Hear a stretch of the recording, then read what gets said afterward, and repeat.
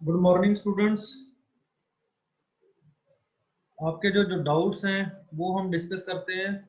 तो अनंत कुमार का डाउट था कि लिमिटेशंस ऑफ रिले।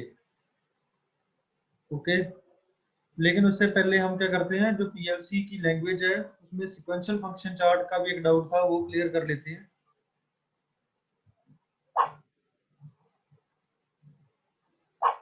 ये डेफिनेशन होगी।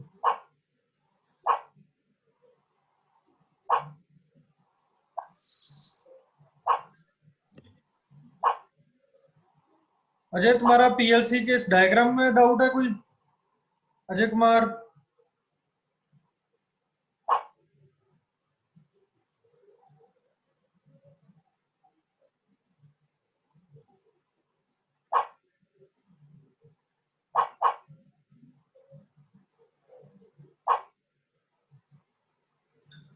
सो here we have PLC languages. मैंने आपको पहले बताया था कि आईईसी का मतलब क्या है, इंटरनेशनल इलेक्ट्रो टेक्निकल कमीशन, जो जिसने ये स्टैंडर्ड बनाया। और उस स्टैंडर्ड के अकॉर्डिंगली हमारी जो 5 लैंग्वेज है वो उन्होंने स्टैब्लिश की कि यही वर्ल्ड वाइड चलेंगी। ओके, तो जो सबसे कॉमनली यूज्ड होती है वो लैडर डायग्राम है।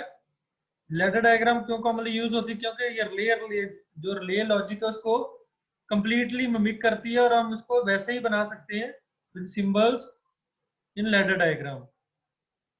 और सिक्वेंशियल फंक्शन चार्ट जो है वो थोड़ा सा डिफरेंट है। इसमें क्या है कि जो हमारा फ्लो चार्ट होता है ये कुछ ऐसा है, बट इसमें जो बॉक्सेस हैं वो पर्टिकुलर प्रोसेस को शो करते हैं। तो प्रोसेस हमारा ऊपर से शुरू होता है, जैसे पहले मोटर को ऑन किया, मोटर को ऑन करने के बाद हम वाटर लेवल की बात कर ले तो एक वाटर वाटर टैंक के अंदर कितना हमने लेवल स्टेब्लिश करना है वो सेंसर बताएगा। अगर उस लेवल तक पहुंच गया तो वो मोटर को बंद करनी है। ठीक है, अगर ओवरफ्लो हो रहा है तो पानी कहाँ जाना चाहिए, सारा कुछ जो है वो अलग अलग प्रोसेसेस है। ओके, तो जो प्रोसेस है वो हम ब्लॉक्स में इसमें बनाते हैं। तो स्टार्ट विद लैडर डायग्राम। जो लैडर डायग्राम है वो क्या है? ग्राफिकल प्रोग्रामिंग लैंग्वेज है जो रिले लॉजिक को इंप्लीमेंट करता है। और इसमें रंग्स और रेल्स हैं जो इलेक्ट्रिकल कनेक्शंस को शो करते हैं। तो हम इसमें जो लैडर डायग्राम बनता कैसे है वो देख लेते हैं।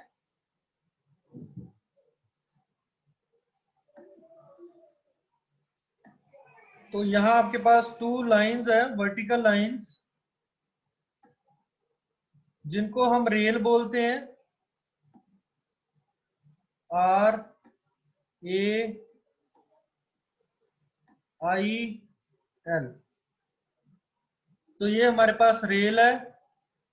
ओके, और जो बीच में लाइंस है, हॉरिजॉन्टल लाइंस है, उनको बोलते हैं रंग। ओके, उनको क्या बोलते हैं? रंग।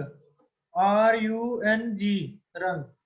और उनके ऊपर हम सारा जो प्रोसेस है उसको इंप्लीमेंट करते हैं। तो एक छोटी सी एग्जांपल लेते हैं कि जिसमें हमने क्या करना है। एक हमारे पास एक स्विच लगा होगा, इलेक्ट्रिकल कनेक्शन बनाते हैं, और ये हमारे पास एक एलईडी जहां बल्ब है।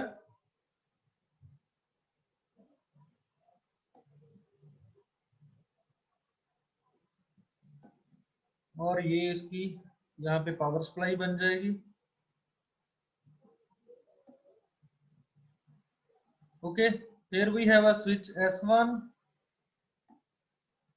ओके, ये हमारी आउटपुट है जिसका नाम हमने रखा है B।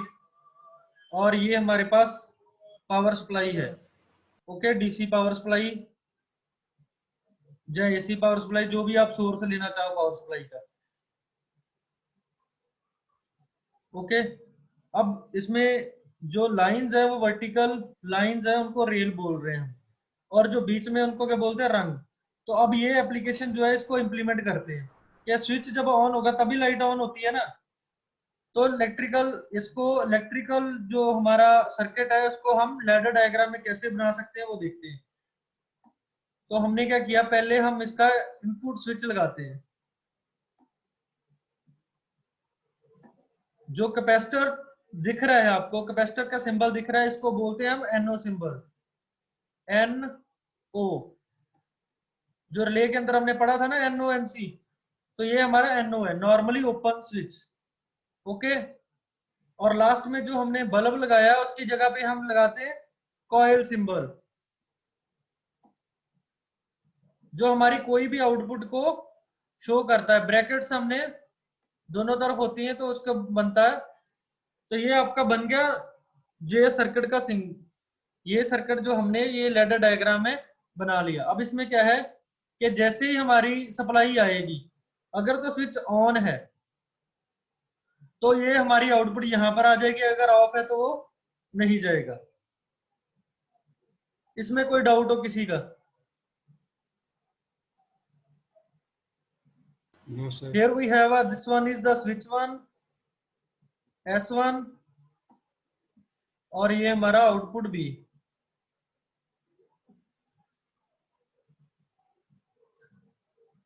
तो ऐसे हम कोई भी सर्किट बना सकते हैं। तो मान लो कि अगर हम इसमें टाइमर वगैरह अगर लगाना हो तो इजी रहेगा। अगर यहाँ पे आप टाइमर लगा देते हो, टाइमर T1, टाइमर क्या करता है, ये डिले प्रोवाइड करता है। ये हमारा जो थर्ड चैप्टर है हम उसमें डिस्कस करेंगे टाइमर्स के बारे में, लेकिन आपको सिर्फ बताने के लिए कि टाइमर कैसे लगेगा। तो क्या होगा,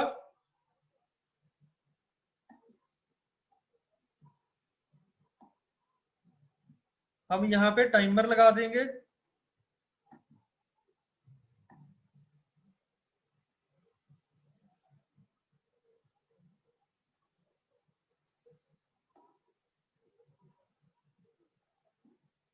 ये टाइमर है हमारा T, ये क्या करेगा, डिले प्रोवाइड करेगा। आपने स्विच ऑन कर दिया तो जो लाइट है आपकी वो ऑन ही होगी एकदम से। वो जितना भी आप डिले देना चाहते हो उसके डिले के बाद वो ऑन होगी। तो यहाँ पे एक तो सर इसमें टाइमर का हम लगाएंगे जो आउटपुट को डीएक्टिवेट करेगा जहां ऑन करेगा, और यहाँ पे हमारा जो है वो आउटपुट लगी है, और ये उसको एक्टिवेट करने के लिए। अब देखो इस सर्किट में क्या है हमारे पास, स्विच 1 जब ये ऑन हुआ तो इसने टाइमर को ऑन करना है। तो टाइमर मान लो कि 5 सेकंड के डिले के बाद आपका जो है वो आउटपुट को एक्टिवेट करेगा विद 5 सेकंड डिले। तो नॉर्मल काम क्या करते हैं, हम स्विच दबाते हैं तो हमारी आउटपुट आ जाती है, लेकिन इसमें नहीं है। इसमें आपने स्विच दबाया, उसके बाद टाइमर ऑन हुआ, टाइमर का टाइम पूरा होने के बाद ही हमारी आउटपुट आएगी, अदरवाइज नहीं आएगी। तो ये था आपका लैडर डायग्राम और उसका रिप्रेजेंटेशन।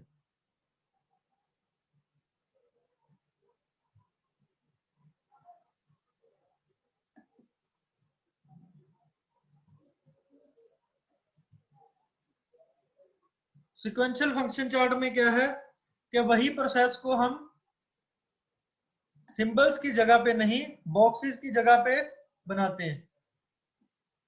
तो ये हमारा बॉक्स 1 है, यहाँ पे हमारा दूसरा बॉक्स है, और यहाँ पे हमारी आउटपुट आएगी। ओके, स्विच 1, जैसे स्विच 1 ऑन होगा वो टाइमर को ऑन करेगा, और जैसे ही हमारा जो टाइमर है वो ऑन होगा वो आउटपुट को एक्टिवेट करेगा टाइमर पूरा होने के बाद। तो ये हमारा है सिक्वेंशियल फंक्शन चार्ट। तो कंडीशन है ना इसमें, ठीक है। तो इसमें बॉक्सेस में जो प्रोसेस है वो शुरू हो रहा है। पहले इसमें क्या है कि हमारा जो स्विच 1 है उसको बॉक्स के साथ रिप्रेजेंट किया, फिर टाइमर फंक्शन को हमने बनाया है। तो ये ऐसे इसमें सिक्वेंशियल फंक्शन चार्ट के अंदर ये चलता है। तो फंक्शंस को परफॉर्म करने के लिए ब्लॉक्स लगे हुए हैं।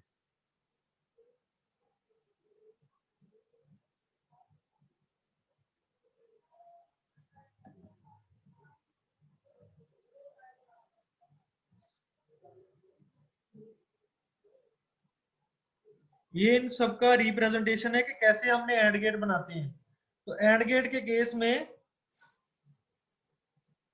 इसमें एक थोड़ी सी गलती है इस डायग्राम में। यहाँ पे ये सिंबल है ना, ये कैपेसिटर सिंबल आएगा, ये बीच में जो लाइन है वो नहीं होगी। ओके, ये एंड गेट है लैडर डायग्राम के रूप में, बट ये लाइन जो बीच में है ये नहीं होगी। क्लियर है? Yes sir.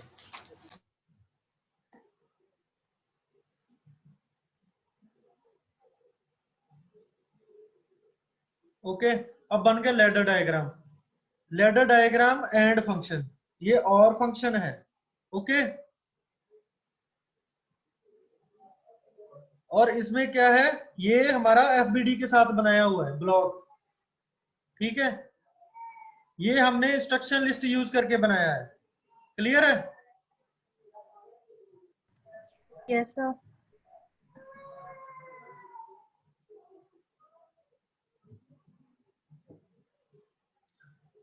तो इसके बाद हम करते हैं जो अनंत का क्वेश्चन है कि रिलेज की लिमिटेशन क्या है। Okay, give me a minute.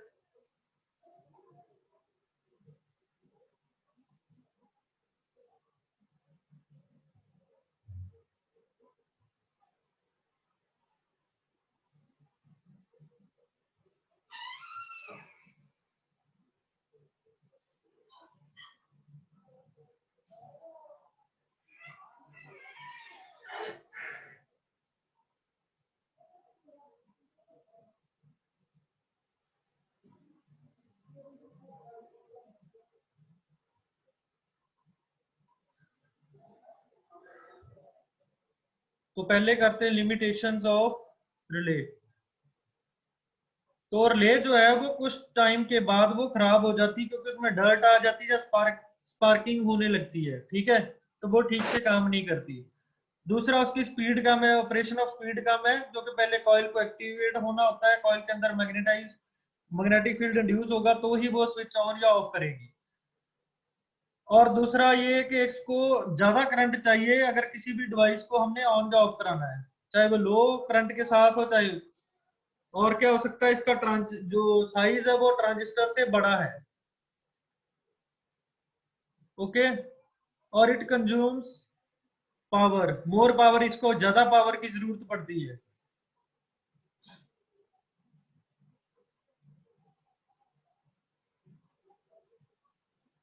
और क्या हो सकता है कि अगर पीएलसी से कंपेयर करें तो पीएलसी में फ्लेक्सिबिलिटी ज्यादा है, इसमें फ्लेक्सिबिलिटी नहीं है।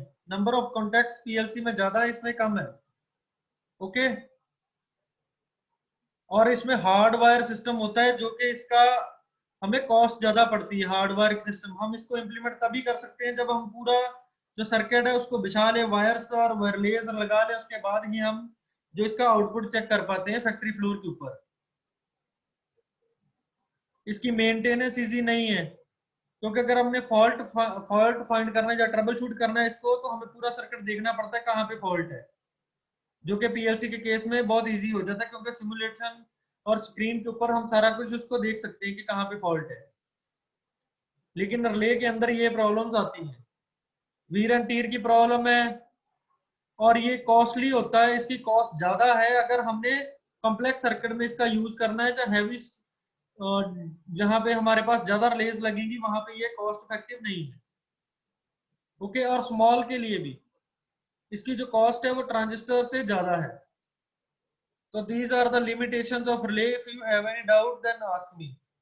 अनंत कुमार। सर मैं यहाँ सर हाँ जी, सर हम कंपेयर कैसे कर रहे हैं? पीएलसी से कंपेयर कर रहे हैं, ट्रांजिस्टर से कंपेयर कर रहे हैं हम? आप लिमिटेशंस ऑफ रिले की बात कर रहे हैं ना, रिले कर ले एज ए स्विच की हम बात कर रहे हैं, तो आप किसी से भी कंपेयर कर लो। तो रिले की क्या क्या लिमिटेशन है जिसकी वजह से हम पीएलसी या ट्रांजिस्टर का यूज कर रहे हैं।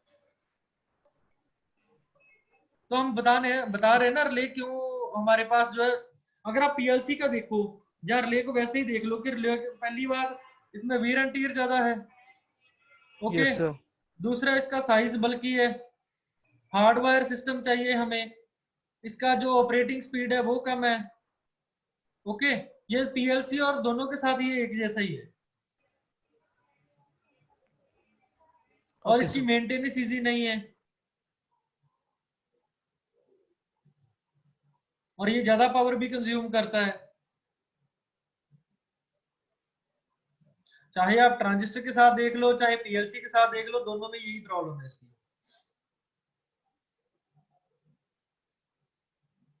Okay,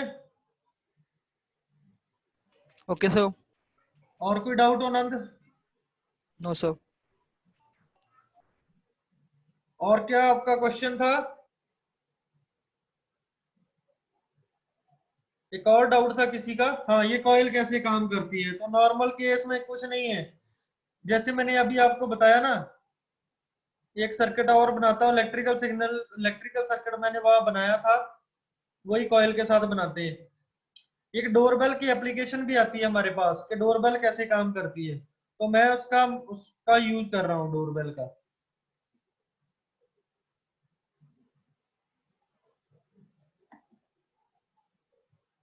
So here we have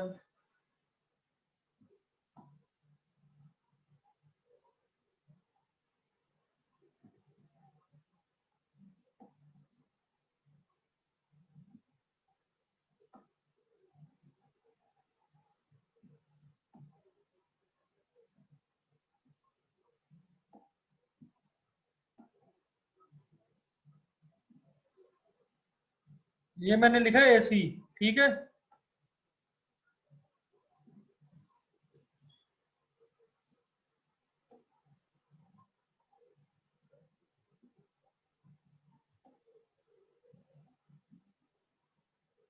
और यहाँ पे मेरी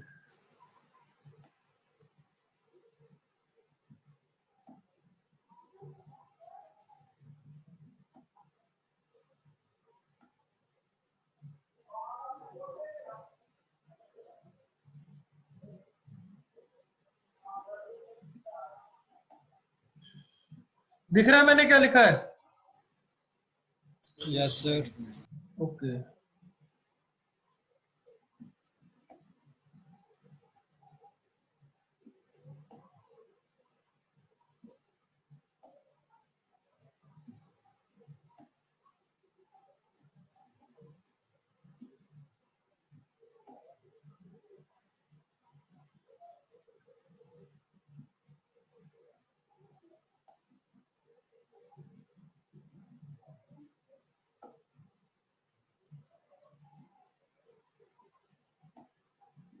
ये कॉइल है,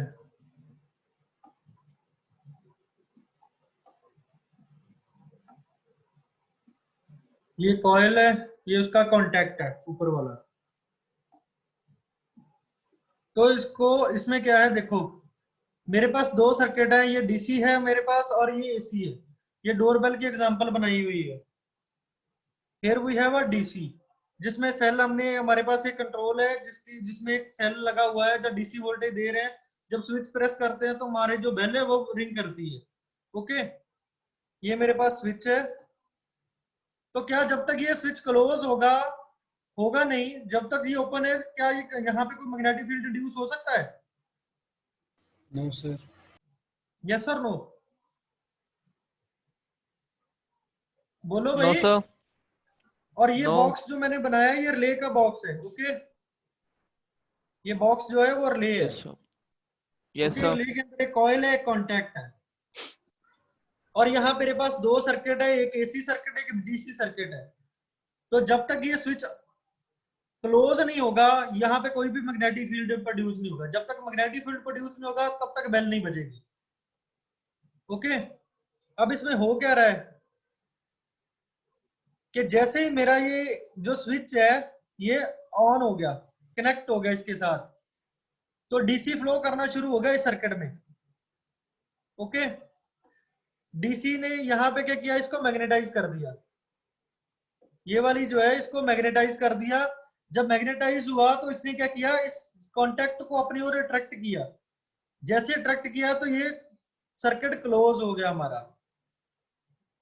जब सर्किट क्लोज हुआ तो हमारी बेल जो है वो रिंग करने लगी। सही है? समझ आया किसी को कॉइल कैसे काम कर रही है? Yes, sir. सर अब किसी का दूसरे कोई वाला डाउट जो हो? मैग्नेटिक शिवम? फील्ड के कारण अट्रैक्ट हो रहा है। हाँ जी।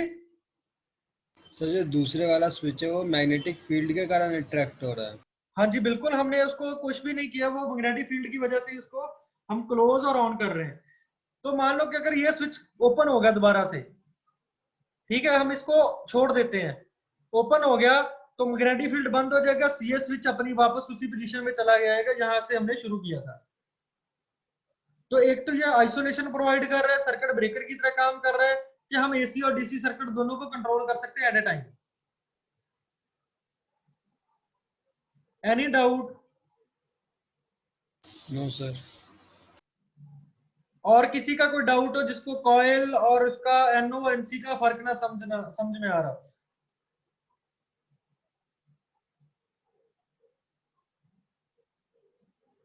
है कोई डाउट किसी बच्चे का? No sir. ओके।